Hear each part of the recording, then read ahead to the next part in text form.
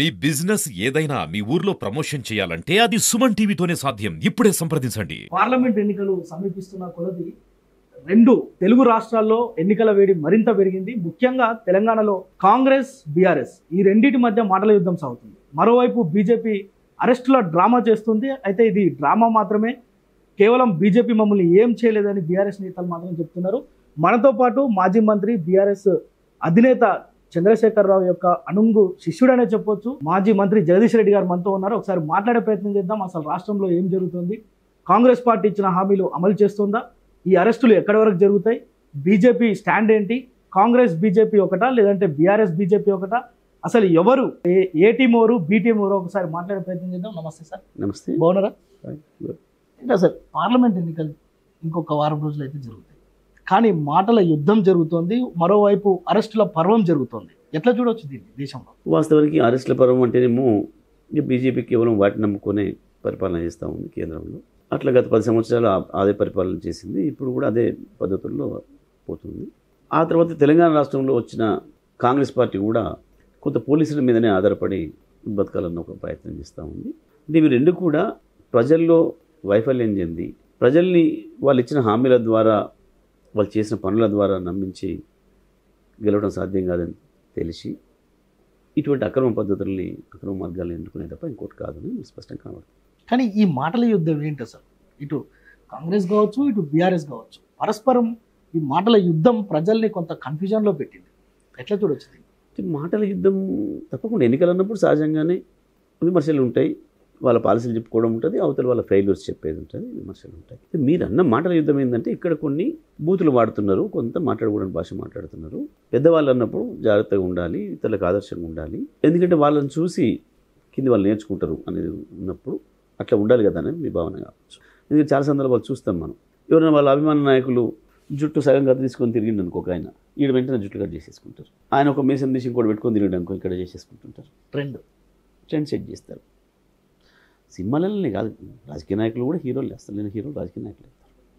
So అట్లా ఒక ముఖ్యమంత్రి, ఒక మంత్రి, ఒక ఎమ్మెల్యే, ఈవెన్ సర్పంచ్ కావచ్చు, ఒకసారి ఆ పోస్టులకు వచ్చినప్పుడు, ఆ పదవిలోకి వచ్చినప్పుడు దానికి తగ్గట్టుగా ప్రవర్తించాల్సి ఉంటుంది, దానికి తగ్గట్టుగా మాట్లాడాల్సి ఉంటుంది.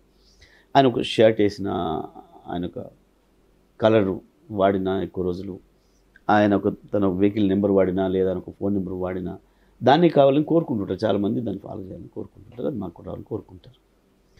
ఇటువంటిప్పుడు నాయకుడు తప్పకుండా బాధ్యతాయుతంగా ఉండాలి. ఇక్కడ దురదృష్టం ఏంటంటే తెలంగాణలో గతంలో ఎప్పుడు లేని విధంగా, వాస్తవం భారతదేశంలో కూడా పెద్దగా ఇక్కడ లీక్ ఉండే, కొంచెం ఆంధ్రప్రదేశ్లో బాగా శృతి మించి ఉండే, అది తెలంగాణ కూడా తీసుకొచ్చిండ్రు. మొట్టమొదటిగా రేవంత్ రెడ్డి గారు, ఆ తర్వాత బండి సంజయ్ గారు. మీడియాలో కొద్దిమంది, ఈ సోషల్ మీడియా వచ్చిన తర్వాత కొంతమంది చిల్లరగా బాధ్యత లేని వాళ్ళు ఇట్లాంటి భాషను ఉపయోగించి చేసిన దాన్ని వాళ్ళు తీసుకొని దాని ఒకటి ట్రెండ్ లాగుతారు. సరే, ప్రతిపక్షంగా ఉన్నప్పుడు కొంత ఎక్స్క్యూజ్ ఉంటుంది, ప్రజల నుంచి కానీ ఎవరి నుంచి కానీ ఇష్టపడరు, బట్ ఆయన కొంత ఎక్స్క్యూజ్ ఉంటుంది. కానీ ప్రభుత్వంలోకి వచ్చిన తర్వాత, వాళ్ళు ప్రభుత్వం అయిన తర్వాత కూడా అదే మార్చుకోకుండా ఉండడం అనేది అది దురదృష్టం. అది నష్టం కూడా కలిగిస్తుంది రాష్ట్రానికి. మనం చూసినాం, మనం కళ్ళ ముందే. ఉదాహరణకు రేవంత్ రెడ్డి గారు కేసీఆర్ గారిని, నా జేబులో ఎప్పుడు కత్తెర ఉంటుంది, నీ పేగులు కత్తిరించి మెడలు వేసుకుంటా. అసలు ఎన్నికల తర్వాత కేసీఆర్ గారు ఒక్క రోజు ఏదన్నా ఒక మాట మాట్లాడిందా? లేదు కదా. కేసీఆర్ కనుగుడ్లు పీకి గోళీలు ఆడుకుంటా, కేసీఆర్ లాగు వీక్తా, కేసీఆర్ లాగులో తొండలు వదులుతా, కేసీఆర్ను 100 మీటర్లో బొంద పెడతా, ఈ పదాలు ఎక్కువ కదా వాడింది ఆయన. దీని మీదనే బాగా ఏంటి మాటల యుద్ధం ఏంది, భాష ఏందని తెలిసి. అయితే ఇక్కడ దురదృష్టవశాత్తు వాళ్ళు అటువంటి వాడినా మీడియా కట్ చేస్తుండే. ప్రింట్ మీడియాలో అయితే ఆ పదాలు రాయకపోతారు. ఎలక్ట్రానిక్ మీడియాలో కూడా గతంలో ఆడిట్ ఉండి తర్వాతనే దాన్ని బయటకు వదిలేటప్పుడు, ప్రసారం చేసేటప్పుడు ఆడిట్ చేసేవాళ్ళు. దురదృష్టవశాత్తు లైవ్లు వచ్చినాయి, యాస్టీస్గానే పోవడం. కొన్ని పత్రికలు కావాలని కేసీఆర్ మీద ఈర్ష ద్వేషంతో వాళ్ళు వాడిన పదాలని ఉన్నట్టుగా రాయటం. అదే రేవంత్ రెడ్డి కేసీఆర్ మీద వాడిన భాషను యాస్టీస్ రాశారు, కానీ మిగతాలు ఎవరు మాట్లాడినా కూడా మళ్ళీ ఆ రకంగా రాయాలి. చూడండి, మీరు గమనిస్తే 1-2 పత్రికలు. అంటే ఇక్కడ వాళ్ళ ఉద్దేశం స్పష్టంగా కనబడుతుంది. కేసీఆర్ మీద ఉన్న ఈర్ష, ద్వేషం, నరాన వాళ్ళు నింపుకున్న వ్యతిరేకత తెలంగాణ పట్ల, తెలంగాణ అభివృద్ధి పట్ల, తెలంగాణ కేసీఆర్ గారి పట్ల, తెలంగాణ అభివృద్ధి చేసిన కేసీఆర్ పట్ల వాళ్ళకేదో నష్టం జరిగింది అక్కడ కేసీఆర్ వల్ల అనే భావన, అదొక విషం చెప్పినట్టుగా కనిపించింది. సో ఇదే క్రమంలో మేము మాలాంటి వాళ్ళం డెఫినెట్గా మేము మా నాయకుడిని ప్రొటెక్ట్ చేసుకోవాలి, మా కార్యకర్తలకి ధైర్యం ఇవ్వాలి, మేము చెప్పాలి. మాకు వాస్తవానికి ఇది ఇష్టం లేదు, ఈ భాష మేము ఎన్నడూ వాడలేదు. కేసీఆర్ గారు కానీ వారి వెంటనే మేము కానీ ఎప్పుడు కూడా మా 24 సంవత్సరాలు కాదు. కానీ అదే స్థాయిలో మేము రిటార్ట్ ఇవ్వకపోతే, జవాబు ఇవ్వకపోతే, ఏదో దాడి చేయకపోతే మా కార్యకర్తలు చాలామంది కుమిలిపోయారు, బాధపడారు. ఏం సార్ మీద అట్లా వాళ్ళు ఇష్టం వచ్చిన మాట్లాడుతుంటే, నోరు బారేసుకుంటుంటే, మీరు ఎట్లా మౌనం ఉంటున్నారు, ఎట్లా మీరు చాలా కూల్గా మాట్లాడుతున్నారు ఎట్లా అని చెప్పేసి ఆ సందర్భంలో మేము కూడా అదే పద్ధతిలో ఎదురు దాడి చేయాల్సి. అయినా మేము ఎప్పుడు దారి తప్పదు. అదే కేసీఆర్ గారు ఏమడిగిన ప్రజలు, ఒక ముఖ్యమంత్రి స్వయంగా ఇట్లా మాట్లాడొచ్చిన, ఒక ప్రధాన ప్రతిపక్ష నాయకుని ఇట్లా అనొచ్చిన, ఇది ఏం ఇండికేషన్? నిజంగానే ఇప్పుడు చాలామంది జీవులు కత్తెర పెట్టుకొని తిరుగుతున్నారు. ఏంటి అంటే, అవును రేవంత్ రెడ్డి పెట్టుకున్నాక మేము ఎందుకు పెట్టుకోవద్దు, జీవ దొంగతనాలు ఎక్కువైనాయి, పోలీసుల అరాచకత్వాలు కూడా ఎక్కువైనాయి, ఎందుకంటే ముఖ్యమంత్రి గారికి ఆ కోరిక ఉంది కాబట్టి మేము చేస్తున్నామని చెప్పి. సోషల్ మీడియా పైన దాడి ఎక్కువ జరుగుతూ ఉంది, సోషల్ మీడియాను వాడుతున్న వ్యక్తులపైన దాడులు జరుగుతున్నాయి, అక్రమ కేసులు జరుగుతున్నాయి. ఇవన్నీ ముఖ్యమంత్రి నోట్ల నుంచి వస్తున్న పదాలని వాటిని కింద అమలు చేస్తున్నారు. ఒక విషయం సార్, మీరు ఒక సీనియర్ నేతగా, బీఆర్ఎస్లో ఒక ఫైర్ బ్రాండ్గా, ఇలాంటి మాటలు ఓట్లు తెచ్చి పెడతాయా? ఏ పార్టీకైనా కావచ్చు, అటు బీఆర్ఎస్ కావచ్చు, బీజేపీ కావచ్చు, కాంగ్రెస్ పార్టీ కావచ్చు. ఈ ఏమైనా ఏం ఇండికేషన్ ఇస్తుంది? నేను అదే చెప్తున్నా మీకు. ఈవెన్ బీజేపీలో కూడా ఇప్పుడు బండి సంజయ్ పోయిన తర్వాత తగ్గింది, చూసిన మీరు. బీఆర్ఎస్ నుంచి ఎప్పుడు రాలేదు, ఎప్పుడు రాలేదు. మేము దాన్ని రిటార్ట్ చేయడానికి, అంటే ఇప్పుడు నువ్వు ఒక బాణం వదిలినావు, నేను దాన్ని కొట్టడానికి దాన్ని మించిన బాణం నేను వదలాలి కదా, సింపుల్. దీంట్లో మొదటిసారిగా మా వైపు నుంచి ఎప్పుడు ఉండాలి అటువంటి వచ్చినప్పుడు కూడా మాకు ఆ భాష మేము వాడలేదు. మీరు చూడండి మళ్ళీ ఇప్పుడు ఆయన కేసీఆర్ని ఏదో చేస్తా అంటే, కేసీఆర్ని కనుగొండి బిక్తా అంటే మేము నీ బిక్తాం, కేసీఆర్ లాగుతా అంటే మేము నీ చెప్తాం అని మేము అనలే. మేము కొన్ని సందర్భాలు ఎట్లా చెప్పినాం, మా వాళ్ళకి ధైర్యం ఇవ్వడానికి మా కార్యకర్తల నుంచి వచ్చిన మాకు సలహాలు. ఇక్కడే కూర్చున్నాను నేను, వాళ్ళందరూ వచ్చున్నారు. లేదు సార్ వాడు అట్లా మాట్లాడుతుంటే మీరు వదిలేస్తారేంది, మీరు వాళ్ళు ఉపయోగించిన పదాలు చెప్తారు, నాకు ఇష్టం కూడా, నాకు అట్లా వాడు వీడన్నట్టు. సార్ మీరు కూడా అనాలి, ఏమిస్తావు నువ్వు సార్, కేసీఆర్ లాగు తీసి ఏం చూస్తావు మరి ఒకసారి చూపించాలనా అని మీరు అనండి సార్ అన్నారు. అంటే నేను అట్లా అనను, నేను ఎట్లా అంటాను, బాబు అనకూడదు కదా మనం. లేదు సార్ మేము కార్యకర్తలు చెప్తున్నది అండి మా తరఫున, మరి మేము అంటే ఇయ్యరు కదా మీడియా వాళ్ళు మాట్లాడి కార్యకర్తలు ఇక్కడే కూర్చొని. అంటే కార్యకర్తలకి ధైర్యం ఇవ్వడానికి, ప్రజలకు ఒక సరైన దిశానిర్దేశం చేయడానికి, కేసీఆర్ మీద ఎటువంటి దాడి జరుగుతున్నప్పుడు దాన్ని తిప్పి కొట్టడానికి కావాల్సిన పద్ధతుల్లో మేము ఎవరైనా కొంత స్వరాన్ని పెంచాల్సి వచ్చింది తప్ప, మేము ఇప్పుడు కూడా ఆయన మాట్లాడిన బుద్ధులు మేము ఎవరు కూడా మాట్లాడాలి. బండి సంజయ్ మాట్లాడినైనా, రేవంత్ రెడ్డి మాట్లాడినైనా, ఆఖరికి రేవంత్ రెడ్డిని చూసి వాళ్ళ దాంట్లో పోటీపడి మాట్లాడే పరిస్థితికి వచ్చినారు అందరూ కూడా, ఒకరి మించి ఒకరు. ఉత్తమ్ కుమార్ రెడ్డి కావచ్చు, కోమటిరెడ్డి రెడ్డి కావచ్చు, కొంత బట్టి మాకు కూడా అప్పుడు ఇప్పుడు, ఎందుకంటే ముఖ్యమంత్రి రేసులో అందరూ కూడా ఆయన అట్లా మాట్లాడితేనే ముఖ్యమంత్రి అయింది కాబట్టి మనం కూడా అట్లా మాట్లాడితేనే అయితే మనం అట్లా మాట్లాడలేదు కాబట్టి కాలేదు భ్రమలకు వచ్చారు. అది ట్రెండ్ సెట్ అయిపోయి. సో అది మంచిది కాదు, అది ఓట్లను తేదు, ప్రజలు అసహ్యతను ఇస్తారు, వ్యతిరేకతను తెస్తారు. ఇవాళ అందుకే కదా కేసీఆర్కి అంత అభిమానం, లక్షలాది మంది ఎమ్మటి వస్తున్నారు అని అంటే. ఇదే మీడియా, ఇదే విమర్శకులు, ఇదే పరిశీలకులు కేసీఆర్కు 1 వస్తున్నాను అని మాట్లాడిన వాళ్ళు ఇవాళ నెమ్మదిగా 4-5 వస్తున్నాయి కదా అని గునిగే కానించి, గుసగుస కానించి 7-8 పోయేటట్టుంది కదా కేసీఆర్కి ఒక్కరికి వచ్చిన ఇద్దరు కలిసి వస్తట్లేవు కదా అని సన్ముఖ కాడికి వచ్చారు. కేవలం ఇటువంటి వైపు ఫెయిల్యూర్ను కప్పిపుచ్చుకోవడం కొరకు ఇటువంటి భాష వాడతారు వాస్తవానికి అధికారంలోకి వచ్చిన తర్వాత. ప్రతిపక్షంగా ఉన్నప్పుడు వేరు, ప్రతిపక్షంగా ఉన్నప్పుడు ఆకలి ఏర్పడుతుంది. నువ్వు అధికారంలోకి వచ్చినాక మాట్లాడుతున్నావు అంటే నువ్వు పని చేయడం చేతగాక, నువ్వు ఇచ్చిన హామీలు తప్పించుకోవడం కొరకు, నీ ప్రభుత్వ వైఫల్యాన్ని కప్పించుకోవడం కొరకు మాట్లాడే భాష వ్యక్తిగతమైన భాష. కానీ సరే, ఈ పార్లమెంట్ ఎన్నికల తర్వాత ఒక్కొక్కరిని జైలుకు పంపిస్తామని కాంగ్రెస్ నేతలు అంటున్నారు. అంటే మీరు సిద్ధంగా ఉండాలి, బీఆర్ఎస్ నేతలు ఒక్కొక్కరు జైలుకు పోయేందుకు అంటున్నారు. మీరు సిద్ధంగా ఉన్నారా, లేదంటే ఎదురుదాడి చేసేందుకు సిద్ధంగా ఉన్నారా? ఇవి ఎంత తెలియతక్కువ మాటలనేది. బహుశా మీరు కూడా 10 ఏళ్ళు అయింది మీడియాలో ఉండబట్టి నాకు అవగాహన లేదు. 10 సంవత్సరాలు కేసీఆర్ ముఖ్యమంత్రిగా, మేము మంత్రులుగా, ఒక్కరోజు మా నోటి నుంచి విన్నారా? ఎవరినైనా ఒకరిని జైలు పంపుతామనే మాట, అసలు జైలు భాష, పోలీసులను వినియోగించే పదం ఒక్కరోజు విన్నారా మీరు? ఉంటే మీ దగ్గర రికార్డ్స్ ఉంటాయి కదా. 10 సంవత్సరాల కాలంలో నీకు అవకాశం ఇచ్చింది, నీకు అధికారం ఇచ్చింది. నువ్వేదో 2,000-4,000 చేస్తామని పెన్షన్ని, 10,000 రైతు బంధు 15 చేస్తామని, రైతులకు 2 లక్షల రుణమాఫీ చేస్తామని, యువకులకు ఏదో ఉద్యోగాలు ఇస్తావు, లేదంటే 4,000 నిరుద్యోగ భృతి ఇస్తామని, ఉచిత కరెంట్ ఇస్తామని, ప్రతి మహిళకు 2,500 ఇస్తామని, విద్యార్థులకు 5 లక్షల రూపాయల కార్డు ఇస్తా అని, విద్యార్థులకు స్కూటీలు ఇస్తా అని, ఇవన్నీ చెప్పి కదా నువ్వు వచ్చిన అధికారంలోకి. నీ ఎజెండాలో కేసీఆర్ని జైలు పంపుతా, మంత్రులు జైలు పంపుతా, మాజీ మంత్రులు జైలు పంపుతా, ఎమ్మెల్యే జైలు పంపుతా అని లేదు కదా. పంపితే ఉన్నాడు, కొత్త పంపేది. ఇప్పటికీ చాలా వేలాది మంది కార్యకర్తలు, మా కార్యకర్తలు జైలు పంపుతున్నారు అక్రమ కేసులు పెట్టి. అసలు అదేం పద్ధతి, అదేం భాష, దేని కొరకు? ఓ ముఖ్యమంత్రి అంటాడు కాపాడు, ఏదైనా పొరపాటు జరిగితే ఇక్కడ నేరం జరిగితే ఆఫ్టర్ వచ్చింది ఎస్ఐ పెడతాడు కేసు. ఎఫ్ఐఆర్ ముఖ్యమంత్రి చేయడు, ఒక ఎస్ఐ చేయాలి. ఆయన కేసులు జరగడం అనేది నేరం జరిగితే జరిగినాక కేసు చేస్తాను. నువ్వు ముందే అనుకొని నువ్వు జైలు పంపుతా అంటున్నావు అంటే నువ్వేదో తయారు చేయడానికి సిద్ధమవుతున్నావు, నువ్వేదో పనికి మాలి. కానీ ఇది డెమోక్రసీ. పాపం వాళ్ళకి తెలియక మొదటిసారి అధికారంలోకి వచ్చారు కాబట్టి ఇక ముఖ్యమంత్రి అనగానే అందరి జైల్లో పంపొచ్చు, ఎవరు పడితే వాళ్ళని జైలు పంపొచ్చు, విమర్శ చేసిన వాళ్ళని జైలు పంపొచ్చు అని పిచ్చి భ్రమంలో ఉన్నాడు. అది అజ్ఞానంతో మాట్లాడే మాట తప్ప అది తెలిసి మాట్లాడే మాట కాదు. కానీ బీజేపీ వాళ్ళు మాత్రం కాంగ్రెస్ పార్టీని టార్గెట్ చేస్తూ ఇక్కడ బీజేపీకి కొన్ని సీట్లు ఇస్తే కాంగ్రెస్ పార్టీ కూలుస్తామనేమో బీజేపీ నేతలు చెప్తున్నారు. ఏమో బీజేపీ కాంగ్రెస్ ఒకటే అని మీరు ఆరోపిస్తున్నారు. దీన్ని ఎట్లా చూడాలి? 100% బీజేపీ కాంగ్రెస్ ఒకటే అనే విషయంలో ఏం డౌట్ లేదు. గత పార్లమెంట్ ఎలక్షన్లో కూడా ఇక్కడ అదే జరిగింది, వాళ్ళిద్దరికి ఒప్పందం జరిగింది, అవగాహన జరిగింది ఒకరికొకరి మధ్యలో, అంతర్గత అవగాహన. ఎందుకంటే ఇప్పుడు బీజేపీ సికింద్రాబాద్లో గెలిచింది, మా మీద గెలిచింది. అక్కడ కాంగ్రెస్ ఎక్కడో థర్డ్ పొజిషన్లో చాలా చివరిలో ఉంది, డిపాజిట్ తెచ్చుకోలేదు. కరీంనగర్లో బీజేపీ మా పైన గెలిచింది, కాంగ్రెస్ డిపాజిట్. నిజామాబాద్లో మా పైన గెలిచింది, కాంగ్రెస్ డిపాజిట్ లేదు. నల్గొండలో కాంగ్రెస్ గెలిచింది, బీజేపీ డిపాజిట్ లేదు. భువనగిరిలో కాంగ్రెస్ గెలిచింది, బీజేపీ డిపాజిట్ లేదు. ఇట్లా వీళ్ళు కొంచెం బలంగా ఉన్న కాడ వీళ్ళ క్యాడర్ మొత్తం వాళ్ళకి వేయించారు. వాళ్ళు కొంచెం బలమైన అభ్యర్థులు మాకు బలహీన కాడ వాళ్ళు మొత్తం ఇటు వేయించారు. అదే అవగాహనకి ఇప్పుడు మళ్ళీ ఇక్కడ వస్తున్నారు వాళ్ళు. అయితే దీంట్లో ఇంకోటి కూడా ఉంది, రేవంత్ రెడ్డికి మోడీకి చీకటి ఒప్పందం ఉంది అనేది కూడా మనకు కొంచెం కనబడుతున్నాయి ఆధారాలు. ఎమ్మెల్యే ఎలక్షన్ల ముందు కూడా ఆయన సహకారంతోనే, మోడీ గారి సహకారంతోనే ప్రధానమంత్రి ముఖ్యమంత్రి అయ్యిండు అనేది ఉంది మనకు కనబడి. చాలా ఆధారాలతో ఉన్నాయి అవి వాళ్ళు చేసిన పనులు, ఆయనకు ఉపయోగపడే పద్ధతిలో మోడీ గారు చేసిన పనులు కేంద్ర ప్రభుత్వంతో. సో ఇప్పుడు కూడా అదే కొనసాగింది. మీరు చూస్తే ఒక 15 రోజుల క్రితం వరకు మీరు ఒకసారి మీడియా పరిశీలన చేయండి.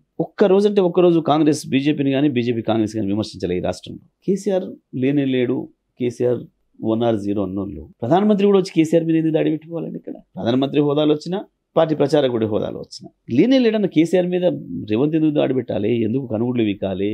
ఎందుకు పేగులు పోయాలి? ఎందుకు లాగులు వీకాలి? కేసీఆర్ ఎందుకు పడాలి? ఏంది దీని అర్థం? ఇద్దరు కలిసి ఏం చేస్తున్నారు? మరి ఇద్దరిట్లో నువ్వున్నా నేనున్నా ఏం లేదు, కేసీఆర్ లేకుండా కావాలి. నాకు కుర్చీ ఉంది, దాన్ని నీకో నాకు షేర్ చేసుకుందాం, కానీ మొదలు కేసీఆర్ లేకుండా చేద్దాం. అయిపోయింది, కుర్చీ తీసేసుకున్నారు, ఓకే.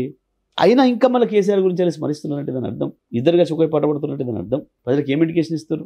మా ఇద్దరిట్లో ఎవరికి ఇచ్చినా లేదు కేసీఆర్కి. ఆయన కేంద్రంలో తీసుకుపోయి జైలు పెడతాను ఆయన అంటాడు, రాష్ట్రంలో జైలు పెడతాను ఈయన అంటాడు. అనుడి తప్ప 4 నెలల నుంచి ఒక్కటి ఏమి లేదు. ఒక చిన్న గింతంతా వెంటకి మందమంతా కూడా కేసీఆర్ మీద ఒక నీడలు వచ్చే ఒక్క లేదు ఎక్కడ. ఒక ప్రభుత్వం నిజంగానే ఎవరైనా తప్పు చేస్తే అరెస్ట్ చేసి జైలు పెట్టడానికి 4 నెలలు పడుతుందా? ఒకటే పూట కదా ఊళ్ళో మీరు పోతున్నా, రోడ్డు నుంచి పోతా మిమ్మల్ని ఎవడన్నా ఏదైనా అంటేనో దెబ్బ కొడుతున్నాం, మీద ఏదైనా మీకు గుంజుకోపోతున్నాం, మీ కెమెరా గుంజుకుపోతున్నా, నిమిషంలో పోయి పోలీస్ స్టేషన్లో అప్లికేషన్ ఇస్తారంటే కేసు అయింది కదా అవతల మీద. ఏం జరగలేదు. ఎందుకు? మోడీ కొత్తగా వాడలే, గత 5 సంవత్సరాలు కూడా ఇదే పాట వాడిండు. అధికారం అంతా ఆయన చేతిలో ఉంది. వీళ్ళు వచ్చి ఇక్కడ 4 నెలలు అయింది. ఏం జరిగింది? ఏమీ లేదు. ఇప్పుడు కేసీఆర్ గారు బయటకు వెళ్ళి వీళ్ళిద్దరు దొంగతనాన్ని బయటపెట్టి ప్రజలకు వివరించి చెప్పేసరికి అరే ఇదేదో పొరపాటు జరిగిపోతుంది, కొద్దిగా మనం కూడా తిట్టుకుందాం, నేను కొట్టినట్టు చేస్తా, నువ్వు ఏడ్చినట్టు చేయాలి అని చెప్పి కొత్త డ్రామా సృష్టించి ఈ మధ్యకాలంలో బీజేపీ 4 నెలల నుంచి ఒకసారి ప్రజా సమస్యలు ఏది మాట్లాడిందా? లేదు కదా.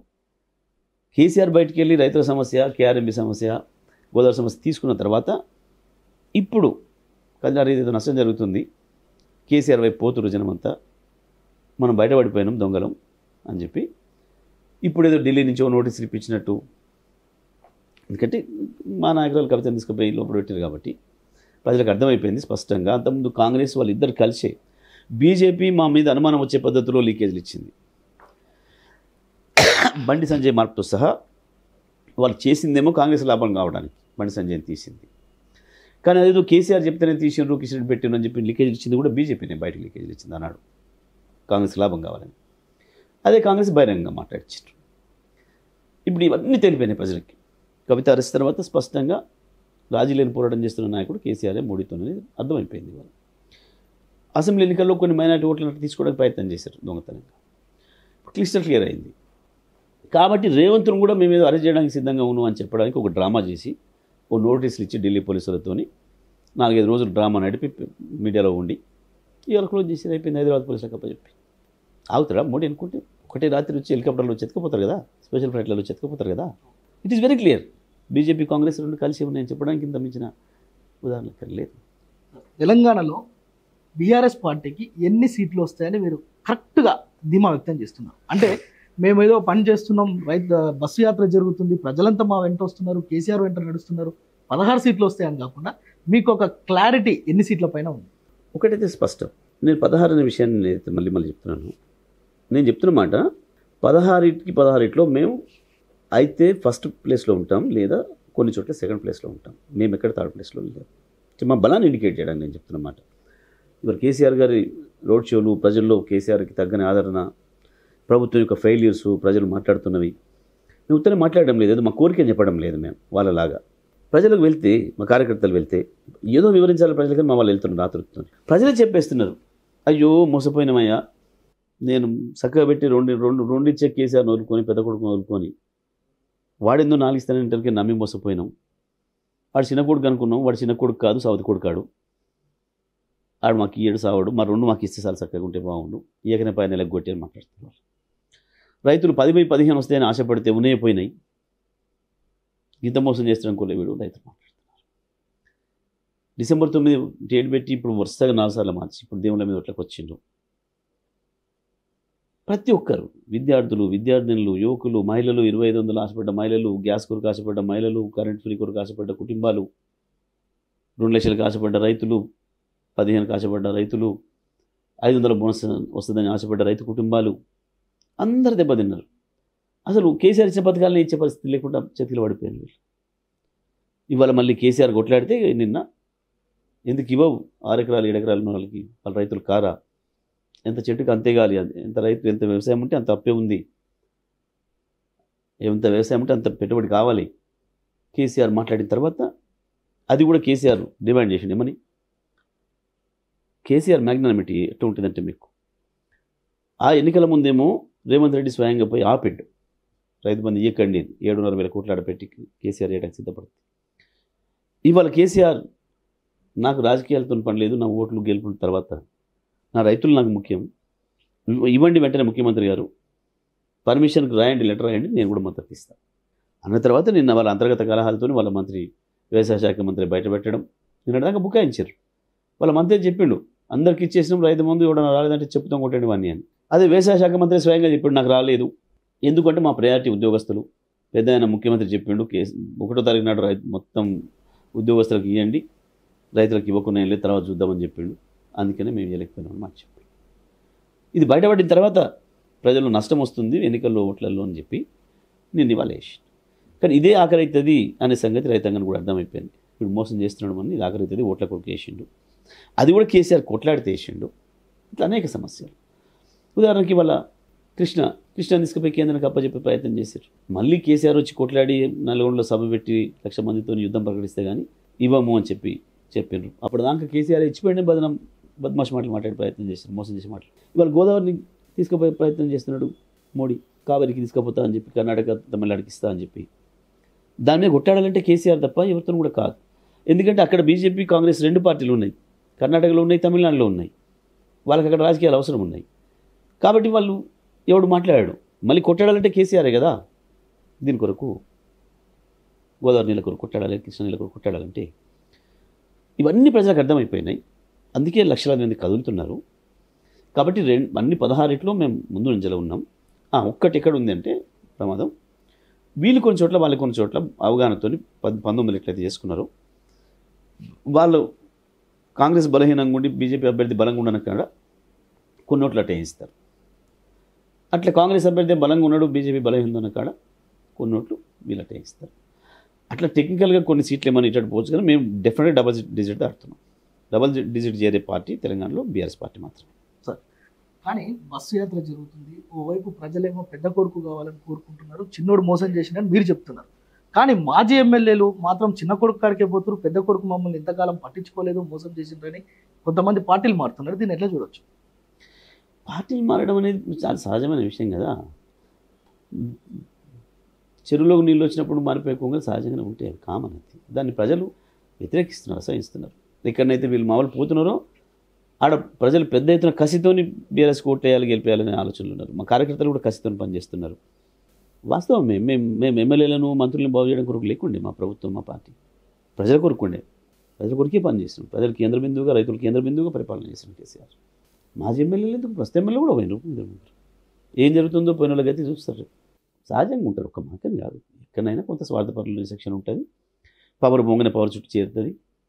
ఆ తర్వాత ఇది ఇంకొక అడిగిపోతే కొంతమంది ఏంటంటే వీళ్ళని ఒక చెప్పాలంటే వీళ్ళు చెదలు లాంటి మనుషులు. చెదలు ఏంది? ఏ చెట్టుకైతే జీవం ఉంటుందో ఆ చెట్టు పడుతుంది, ఆ చెట్లు రసాన్ని పీల్చుకుంటుంది. ఎప్పుడైతే చెట్టు ఎండిపోతుందో ఇంకో పచ్చడి చెట్టు కడిగిపోతుంది. వీళ్ళు కూడా అంతే చెదలు లాంటి వాళ్ళు. మీరు ఎందుకు తీసుకున్నారు మీకు తెలియదా, మీరు చాలా ప్రశ్నలు వస్తాయి. ఆ రోజు ఉండే పరిస్థితి అట్లే ఉంటుంది. ఇక మరి వాళ్ళు ఎందుకు తీసుకుంటున్నారు, రేపు మళ్ళీ వాళ్ళ కాంచి ఇంకొక అడిపోరా అనే దానికి జవాబు ఎక్కడ ఉంటుంది. కాబట్టి సహజమైన విషయం అది. ఈ పార్టీ ఆ పార్టీ కాదు. రేపు బీజేపీ ఉంది, కేంద్రంలో కూలిపోయింది అనుకోండి, ఎంతమంది దాడి చేస్తారు మోడీ మీదనే. ఇప్పుడు దాకా ఆయన దగ్గర ఉన్న గతంలో కాంగ్రెస్ చూడలేదా మనం? అర్జున్ సింగ్లు, శరద్ పవార్లు, సింధియాలు కాంగ్రెస్ కూలిపోయినలే కదా. బీజేపీ మీద మాట్లాడలేదా చాలామంది? ఈవెన్ మోడీ ఇంత హైట్స్లో ఉన్నా మాట్లాడుతున్నారు. అక్కడక్కడ మోడీ దురాగతుల గురించి మాట్లాడుతున్నారు. తప్పకుండా ఉంటాయి ఇవన్నీ కూడా పార్టీలలో సహజంగా కొంతమంది పోవడం అనేది సహజమైన విషయం. అధికారమైన బస్సు యాత్ర తర్వాత మరొకసారి ఇప్పుడు మీరు చెప్పిన ఏవైతే ఈ గ్యారంటీలు ఉన్నాయో, ఈ పథకాలు ఉన్నాయో, ప్రజలకు కావాల్సిన సదుపాయాలు ఉన్నాయో, వీటన్నిటిపైన మరొకసారి ఉద్యమం చేసే అవకాశం ఉందా? కేవలం బస్సు యాత్రతోటే ముగిస్తుంది? బస్సు యాత్ర ఎన్నికలది కదా, మీరు కన్ఫ్యూజ్ కాకండి. ఇది ఎన్నికల ప్రచారంలో ఉన్నప్పుడు మనం ప్రస్తుతం. ఎన్నికల తర్వాత ఒక రాజకీయ పార్టీగా ప్రతిపక్ష హోదా మాకు ప్రజలు ఏదైతే ఇచ్చారో, బాధ్యత ఇచ్చిండ్రో, డెఫినెట్గా కొట్లాడారు కదా, ప్రజల గొంతుకు వినిపించారు కదా. మేము ప్రజల తరఫున ప్రభుత్వం ప్రజా వ్యతిరేక విధానాలు తీసుకుంటే తప్పకుండా దానిపైన యుద్ధం చేయాల్సిన అవసరం ఉంటుంది కదా. ప్రభుత్వాన్ని నిలదీయాలి కదా. మీరు ఇచ్చిన హామీలు నెరవేర్చమని 2 లక్షల రుణమాఫీ చేసేదాకా వెంటబడాలి కదా. 15 రూపాయలు రైతు భరోసా ప్రారంభం చేయించాలి కదా. బోనస్ ఇప్పించాలి కదా. మహిళలకు 2500 ఇచ్చేదాకా కొట్లాడాలి కదా. నిరుద్యోగ వృత్తి ఇచ్చేంతవరకు కొట్లాడాలి కదా. విద్యార్థులకు ఇస్తారన్న కార్డులు, స్కూటీలు ఇచ్చేదాకా కొట్లాడాలి కదా. మేము వాళ్ళ తరఫున ఒక పార్టీకి, రాజకీయ పార్టీకి ఈ దేశంలో రెండే అండి. ఒకటి అధికారంలో ఉంటే ఇచ్చిన హామీలు నెరవేర్చాల్సిన బాధ్యత, ప్రతిపక్షంగా ఉంటే ఆ ప్రభుత్వం చేస్తున్న పార్టీ ఏదైతే హామీలు ఇచ్చిపోయిందో వాటిని ప్రజలకు అమలు చేసేటట్టు కొట్టాల్సిన బాధ్యత. లేదా ఆ ప్రభుత్వం ఆయా వర్గాల ప్రజలు వాళ్ళ హక్కుల గురించి అడుగుతున్నప్పుడు, కొట్లాడుతున్నప్పుడు అణచివేసే విధానం కనుక వస్తే దానికి వ్యతిరేకంగా పెద్ద ఎత్తున యుద్ధం చేయాల్సిన బాధ్యత ప్రతిపక్ష పార్టీగా ఉంటుంది. ఎప్పుడు కూడా ఒక పార్టీ బాధ్యత అయితే ఉంటుంది. సార్, రాష్ట్రంలో 16 సీట్లు వస్తాయనే ఆశాభావం అయితే మీరు వ్యక్తం చేస్తున్నారు, వాస్తవం. అయితే దేశంలో 400 పార్ అంటుంది బీజేపీ, సాధ్యమవుతుందా? 400 వ్యతిరేకంగా వస్తాయి బీజేపీ కనుక కనబడుతుంది వాతావరణం. ఇవాళ ఎవరు చెప్పినా 200 ఇట్ల పరిస్థితులు టచ్ చేయలేదు బీజేపీ అనే మాట చెప్తున్నారు. ఎక్కడైనా సరే, ఎక్కడ విన్నా అదే మాట వినపడుతుంది. ఇవాళ మనకి ఏం చేసిండని వేయాలి మోడీకి ఓటు? మీరు చెప్పండి. ఒకటి మీకు గుర్తున్నది, మోడీ 10 ఏళ్లలో నా లైఫ్లో ఇది ఉపయోగపడే పని చేసిండు అని మీరు కానీ మీకు మరి చెప్పండి ఒకటి టక్మని. అదే కేసీఆర్ చెప్పమంటే మీరు టక్మని పని చెప్పగలరు. తెలంగాణలో, భారతదేశంలో బీజేపీ ఏం చేసిండని చెప్పడానికి ఏమీ లేదు. ఒక ఎమోషన్ను సృష్టించి ఒక రామాలయం పేరు మీద 40 ఏళ్ళు చేసి వచ్చేయాలా? ఏముంది, మా నరసింహస్వామి గుడి కట్టిన దాంట్లో పావులుంది లేదు రామాలయం. సెట్టింగ్లు పెట్టి చేసిండు అనేది ప్రజలు పోయేసిన వాళ్ళందరూ కూడా చెప్తున్నారు చాలా విషయాలు, చాలా సందర్భాల్లో. ఆయన అసలు ఒక దేవుడికి రాజకీయాలకి ఏం సంబంధం? రాముడు లక్షల సంవత్సరాల క్రితం కదా పుట్టింది. అందరం మనకు ఊహలు తెలియలు కానించెల్లి వాళ్ళు పెళ్లి చేస్తున్నాం కదా. సీతారామ కళ్యాణం ప్రతి సంవత్సరము అందరము, అన్ని కుటుంబాలు కొత్తగా వీళ్ళే వచ్చేదో సృష్టించినట్టు ఇంకా దాని ఎందుకు పొలిటికలైజ్ చేస్తా అంటే, మనిషికి లోపల ఆకలి బాధ నువ్వు అన్నిసార్లు మరిపియలేవు. తాత్కాలికంగా గంట సేపు వాయిదా ఇవ్వచ్చు ఆకలి, కానీ శాశ్వతంగా ఇంకేందో చెప్పి చూపించి చేస్తా అంటే కుదరదు. ఈ దేశానికి నువ్వు ఇచ్చిన హామీలు, 2014 ఇచ్చిన హామీలు, ఆ తర్వాత 18-19 ఇచ్చిన హామీలు ఒక్కటంటే ఒక్కటి. నల్లధనం ఏమైంది? 10 ఏళ్ళు పట్టింది. నువ్వు 100 రద్దు చేసినప్పుడు దాని కొరకే తెస్తున్నాను నువ్వు, ఏమైంది? ఎక్కడుంది స్వచ్ఛ భారత్? ప్రపంచంలో నెంబర్ 1 చేస్తాను, ఎవరిని అదానం చేసే ప్రయత్నం చేసినావు, దేశాన్ని కాదు. ప్రధానమంత్రి అయిన తర్వాత మోడీ ఈ దేశంలో ఆకలితో చచ్చిపోయే వాళ్ళ సంఖ్య పెరిగింది, పస్తులు పడుకునే వాళ్ళ సంఖ్య పెరిగింది. ఇవాళ భారతదేశంలో 40 కోట్ల మంది ప్రజలు ఒకటే పూట భోజనం చేసి ఇంకో పూట ఉపవాసం పడుకుంటున్నారంటే సిగ్గుపడాల్సిన పరిస్థితి ఉంది ఈ దేశం 70 ఏళ్ళ తర్వాత. నిజమే, కాంగ్రెస్ మీద పెట్టినావు, ప్రజలు నమ్మిండ్రు, నిజమే కావచ్చు, ఎక్కువ కాలం కాంగ్రెస్కి ఇచ్చినావు, ఇయ్యలేదు, నేను ఎందుకు చేస్తానని చెప్పి ఆశపడ్డారు. ఏం జరిగింది? 10 ఏళ్లలో ఆకలి చోటు పెరిగినాయా తగ్గినాయి ఈ దేశంలో? ఒక్కటంటే ఒక పాలసీ ప్రజలకు, రైతుల కొరకు, పేదల కొరకు, దళితుల కొరకు, వెనుకబడిన వర్గాల కొరకు చీల్చాలని ప్రయత్నం. ఏం చేస్తావు? భారతదేశంలో ఉన్న 40 కోట్ల మంది ముస్లింలు ఏం చేస్తావు? గోధులలో చంపినట్టు చంపేస్తావా? దేశం నుంచి ఇంకొక అడికి పంపిస్తావా? ఎక్కడ పోతారు? ఎట్లా పోతారు? అసలు అది పెట్టొచ్చా? అట్లా ఒక పార్టీ అనేది మతాల గురించి వెళ్ళి కులాల గురించి మాట్లాడొచ్చా అసలు? ఇవన్నీ అర్థమవుతున్నాయి వాళ్ళ ప్రజలకు, యూత్కి కూడా. ఒక తెలివని ఎమోషన్ సృష్టించి చేసిన ప్రయత్నం. నిజమే, కేసీఆర్ కూడా అద్భుతంగా నేను చెప్పిండు, నేను హిందువును అందరికీ ఆత్మబంధువును అనే మాట ఒక గొప్ప మాట. గది కదా ఉండాల్సింది, ఒక నాయకుడికి ఉండాల్సిన ఆ గొప్పతనం అది కదా. మనం కాదనిలేం, పుట్టుకతోనే హిందువులం. బట్ అందరికీ ఆత్మబంధువులాగా ఉండాలి ఒక నాయకుడు, ఒక ప్రభుత్వం అట్లా ఉండాలి కదా. ఏముంటుంది నీకు నాకు మధ్యన ఘర్షణ ఉంటే ఎట్లా సంతృప్తి ఉంటుంది? ఎట్లా నిద్రపోతావు? నీకు కొంచెం బలం తక్కువ ఉండొచ్చు, నాకు ఎక్కువ ఉండొచ్చు, ఏముంటుంది? అర్థమైపోయింది మరి యువతకి, దేశ యువతకి. కాబట్టి వదిలేస్తున్నారు మోడీని. నిజంగానే నీకు అంత కనుక గెలుస్తున్న నమ్మకం ఉంటే ఎందుకు కేజ్రీవాల్ని తీసుకుపోయి జైల్లో పెట్టాలి? ఎందుకు సోరెన్ని తీసుకుపోయి జైల్లో పెట్టాలి? ధర్మయుద్ధం చేయొచ్చు కదా. నువ్వు నిజంగా రాముడిని నమ్మేవాడివి అయితే ఎందుకు ధర్మయుద్ధం చేయవు? జైల్లో పెట్టి ఎట్లా యుద్ధం చేస్తావు?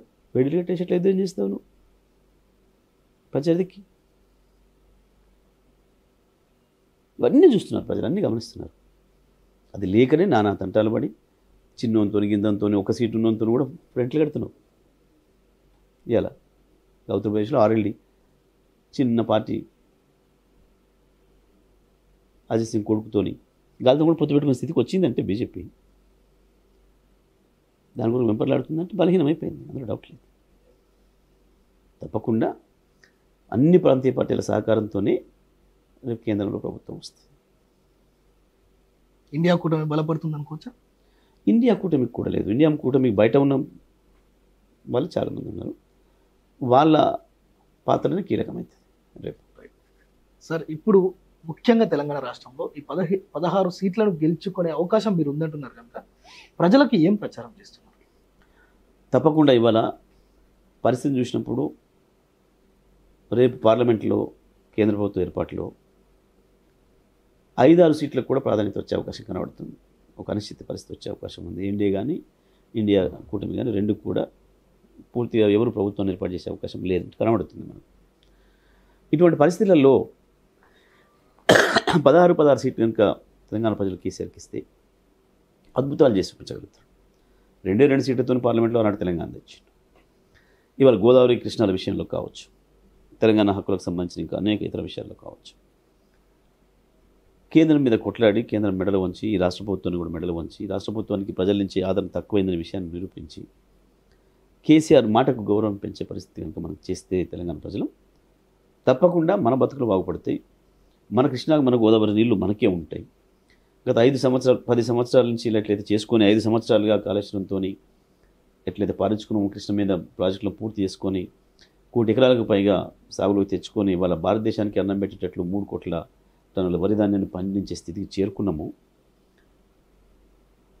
ఇవాళ మళ్ళీ అది నిలబెట్టుకోవాలంటే మళ్ళీ మన నదులు ఏదైతే బయటలోకి పోయే ప్రమాదం వచ్చిందో ఇక్కడ కాంగ్రెస్ పార్టీ వల్ల, ఇక్కడ బీజేపీ వల్ల, ఈ రెండింటి నుంచి తెలంగాణ ప్రజల హక్కులు రక్షించబడాలంటే తప్పకుండా బీఆర్ఎస్ ఓటేయాలి, కేసీఆర్ని బలోపేతం చేయాలి. కేసీఆర్ చేతికి 16 ఆయుధాలు కనుక ఇస్తే తప్పకుండా తెలంగాణ హక్కుల్ని కాపాడతాడు. తెలంగాణ ప్రజలకు ఈ ప్రభుత్వాలు ఇచ్చిన హామీలు నెరవేర్చేటట్లుగా చేస్తాడు. కాబట్టి తప్పకుండా అంతటా కూడా బీఆర్ఎస్ పార్టీకి ఓటేసి, కారు గుర్తుకు ఓటేసి కేసీఆర్కి బలం ఇవ్వండి అని చెప్పి తెలంగాణ ప్రజలకు, నల్గొండ జిల్లా ప్రజలకు కూడా నేను విజ్ఞప్తి చేస్తా ఉన్నాను. రైట్, ఇది చెదలాంటి నాయకులను మేము పట్టించుకోము. దేశంలో అక్రమ అరెస్టులతోనే కేవలం రామ మందిరం పేరు చెప్పుకొని బీజేపీ కాలయాపన చేస్తుంది. మరోవైపు ఇండియా కూటమి కాకుండా ఇక్కడ ఒక కొత్త ప్రభుత్వాన్ని ఏర్పాటు చేస్తాం, అవి కూడా వివిధ ప్రాంతాల్లో ఉన్న లోకల్ పార్టీసే బలంగా తయారవుతున్నాయని చెప్తున్నారు. తెలంగాణలో కూడా 16 సీట్లు మేము సాధించుకుంటాం. 16 సీట్లు కనుక ప్రజలు ఆయుధంగా కేసీఆర్కి ఇస్తే ప్రజా సమస్యలను మొత్తం పరిష్కరించడం కోసం తన వంతు ఉద్యమాలు చేస్తామని చెప్తున్నారు. కెమెరామెన్ సాయితో ప్రేమ్, సుమన్ టీవీ, నల్గొండ.